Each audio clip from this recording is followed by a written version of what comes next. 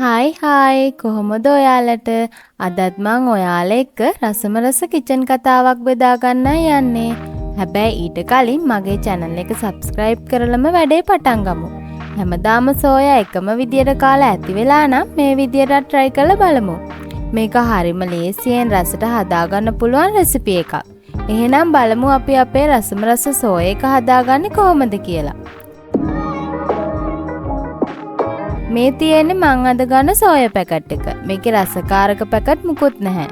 ඒ වගේම මේ තියෙන්නේ මං සෝයා එක රස කරගන්න පාවිච්චි කරන අනිත් අමුද්‍රව්‍ය ටික. මුලින්ම මං කරන්නේ සෝයා පැකට් එක භාජනයකට දාලා ඒකට උණු වතුර ටිකක් දාලා ලුණු කුඩු පොඩ්ඩකුත් දාලා තැම්බෙන්න තියෙන එක. සෝයා එක තැම්බෙනකම් මං ලොකු ලුණු, මාළු මිරිස්, අමු මිරිස්, තක්කාලි මේ වගේ කපලා සුදු ලුණු ටික තලාගෙන මේ වගේ ඔක්කොම ටික ලෑස්ති කරගත්තා. මේ අතරේ සෝයා එක හොඳට තැම්බිලා. මං සෝයා එක විනාඩි 5ක් 6ක් වගේ තමයි තඹගත්තේ. සෝයා එකේ වතුර ගතිය යන හොඳට මිරිකලා කහ කුඩු තේ හැඳි භාගයක්, ලුණු කුඩු චුට්ටක්, මිරිස් කුඩු තේ හැඳි දෙකක්, බෙදපු 3-5 තේ හැඳි 3ක් දාගෙන මේ වගේ 3-5 වදින්න හොඳට අතගා ගන්න.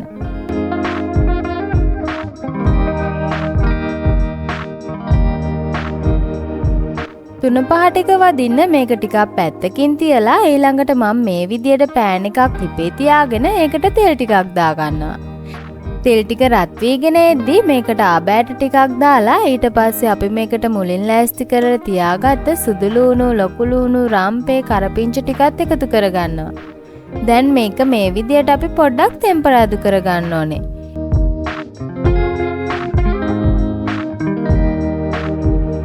ඊළඟට මම මේකට chili syrup එක එකතු කරගන්නවා. මේක හදාගන්න එක අමාරු දෙයක් නෙමෙයි.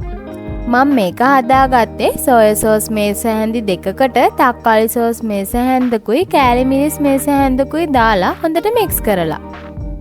අර ටික ටෙම්පරාදු වෙන අතරේ උනත් අපිට chili syrup එක හදාගන්න පුළුවන්. දැන් අපි මේකට සෝයා ටිකත් එකතු කරගන්නවා. දැන් ඉතින් මේක මෙන්න මේ වගේ හොඳට mix කරගන්න. විනාඩියක් විතර මේ විදිහට mix කරගෙන ඊට පස්සේ කපාගත්ත අමු මිරිස් ටිකයි, මාළු මිරිස් ටිකයි, තක්කාලි ටිකයි එකතු කරගමු. මේ ටික ඔක්කොම එකතු වෙලා හොඳට කලවම් වෙද්දී ඔයාලට හොඳ සුවඳකුත් එයි. අපේ එක්කෙනාට මොන දේ හැදුවත් හොදි ඕනේ කියන නිසා මම මේකට වතුර චුට්ටකුත් එකතු කරා. ඒක අත්‍යවශ්‍ය දෙයක් නන් නෙමෙයි. වතුර නොදාන තරමට තමයි මේකේ රස. දැන් මේක ඉතින් චුට්ටක් තැම්බෙනකම් විනාඩි 3-3.5ක් වගේ ලිපේ ගින්දර ටිකක් අඩු කරලා තියන්න දෙන්න. සෝයා කලිනුත් තඹගෙන තියෙන නිසා ගොඩක් වෙලා ලිපේ තියන්න ඕනේ නැහැ. chili syrup එක සෝයා එකට උරාගෙන මාළු මිරිස් තක්කාලි ටිකත් අවශ්‍ය ගානට තැම්බිලාද කියලා බලලා ලිපෙන් බාගන්න තමයි තියෙන්නේ. මගේ සෝයා එක නම් දැන් හොඳට තැම්බිලා. ඒක නිසා මම මේක මෙන්න මේ විදියට ලිපෙන් බාගන්නවා. දැන් ඉතින් බත් පිඟානක් තමයි අඩු. හැමදාම එකම විදියට හදන සෝයා එක මෙන්න මේ වගේ ඩෙවල් එකක් විදියටත් හදලා බලන්න. වීඩියෝ එක හොඳයි නම් like එකක් දාලා කමෙන්ට් එකකුත් දාලා channel එකත් subscribe කරගෙනම යන්න.